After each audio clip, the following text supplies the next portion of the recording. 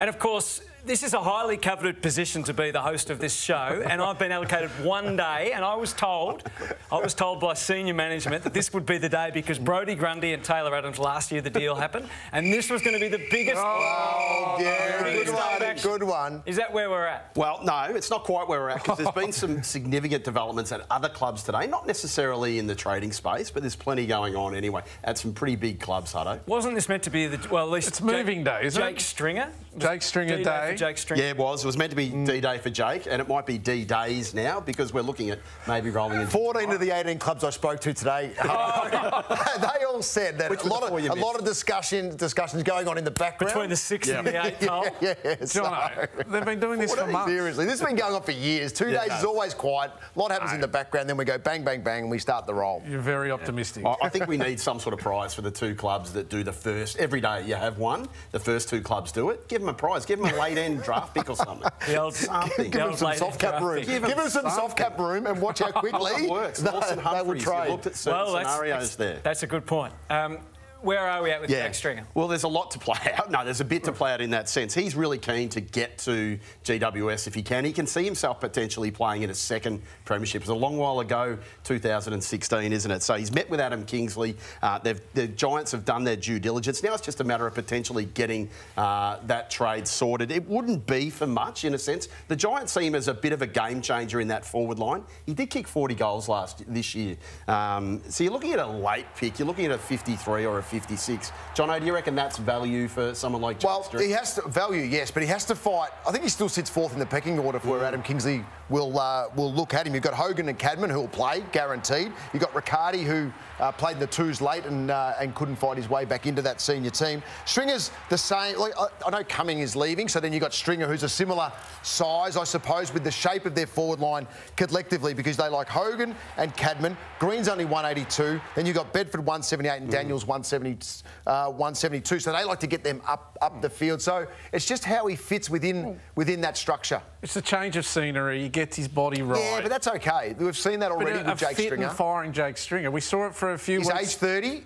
Jake Stringer needs to sell himself to GWS now on how he will turn things around because everyone's got a body of work on Jake Stringer. He's a good clearance player. He can play, and I'm not questioning whether he can play or not. Why wouldn't you do it for pick 50, 60 odd? Who cares? You might, but like I said, he has to sell himself and get himself into that group to earn the respect instantly, especially from the coaches who are going to select him. And they're the ones who have to push him in front of... So is he in front of Riccardi, Hogan... Riccardi, yes. I disagree. Not internally. Player to those players. Not internally. No way internally is he in front of those guys. He can prove it, come there with a summer new attitude. Yep. He's a match winner on his day, go in the middle of the ground. And I'm not doubting that, but he still has to jump 3 guys to get into that senior team. I think he's in there. He's in there. Best 22, isn't he? Well, I think not necessarily. No, he could be there as the insurance because this is a team that was 44 points up in one final and 28 points out. They've got the nucleus to win the grand final next year already. So isn't he perfect for that sort of team? Maybe not. But he's perfect if Cadman gets injured and Stringer can come in and fill that role brilliantly, or Hogan gets injured, he can come in and do that. He's not going to replace Daniels, Bedford, or Toby Green in their role specifically. So I can't see them creating something different for him. Their fast just to ball be movement suits him one-on-one. I wouldn't want to play on a fit. He's an excellent player. But what I'm saying is, what he's walking into potentially is a group that's already challenging for a premiership. It's tough to fight your way in. You've got to do everything. You've got to do everything right. You've got to do everything right for that year, Jono. You've got to do everything right. Just wait till Jack McRae and Daniel leaves. Jono will be into them too. There we go, hey? What about the Bombers then? Because this feels like it's the only activity and it's actually losing talent. Now, whether it's the right call or not, you can argue over it. So what else are they doing? Not a lot. The Crickets, we can play that music again as well. They were like a free agency and trade pinball machine last year. Everything was going off. You know, you had Mackay, Gresham, Dersma, Goldstein. At the moment, there's nothing happening in that sense. They're going to go to the draft. They haven't got a lot of draft picks, mind you. You know, in that sense, they're going to have Isaac Keiko. And they want to obviously use their NGA. They do. They'll use that, and that's going to be a bonus. That is a real massive tick. But you would have thought they would have been out there. The clubs around them, like Collingwood and like Adelaide, are out there having a crack, trying to bring in, ready-made established players into the group straight away.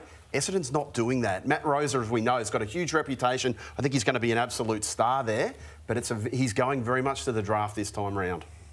Interesting, Scotty. What do you think? They've got to do something. I mean, the forward line, Joe. Let's go with Peter Wright. 2 years ago, won the Won the Brownlow. Look at these draft picks there, Scotty. Look at these 9 and 31. So to mount the counter, what would you have them do? Well, they've tried to get rid of some players in that sense. They've actually put a few up. There's not been a lot of interest with the Verde. You know, they'll get something back late for Stringer, so there's not a lot there. They do believe, Jono, that they've got the group here that can actually go forward. I'm not certain that they have. They've got a bit of midfield, and they've got Merritt, who's A-grader, Caldwell, who was better, Durham, who's excellent, but then it falls away under, and there's question marks around the second group that comes through. Right. They've got to build their midfield first before they start to look at other parts of the ground. Are they going to be better, though? If they lose Drake Stringer, potentially they lose Dylan Shield. That may not happen. They're better if some of their youngsters have breakout seasons, which we haven't seen yet. That's what makes them better. And you're looking at, Scotty, someone like, Nate Caddy's a star. Yeah, but he's too young. Harrison Jones showed a lot of go to the next level. But he has to go from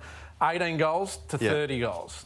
Caddy has to go from a dozen goals to 30 but the way to do that is to get access from your mids and running backs. Now, the running backs aren't too bad, I'll give them that, but they're probably one tall short down back, and their mids need a second layer of excitement, and that's what they need to create.